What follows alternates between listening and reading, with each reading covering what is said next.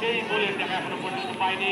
Match পরিচালক আজকে Manikganj express জেলা পক্ষ থেকে দিলোয়ারের পাইবার দিলোয়ার কোথায় পারলেন বল চলে গেল কাছলায় অতিক্রম করে বল মাঠের বাইরে।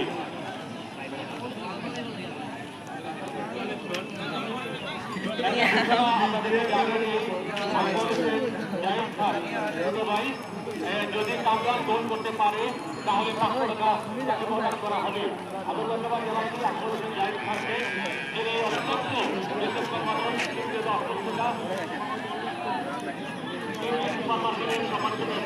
ধন্যবাদ জানাচ্ছি আমার মায়ের দাঁড়িয়ে খেলা ধন্যবাদ জানাচ্ছি।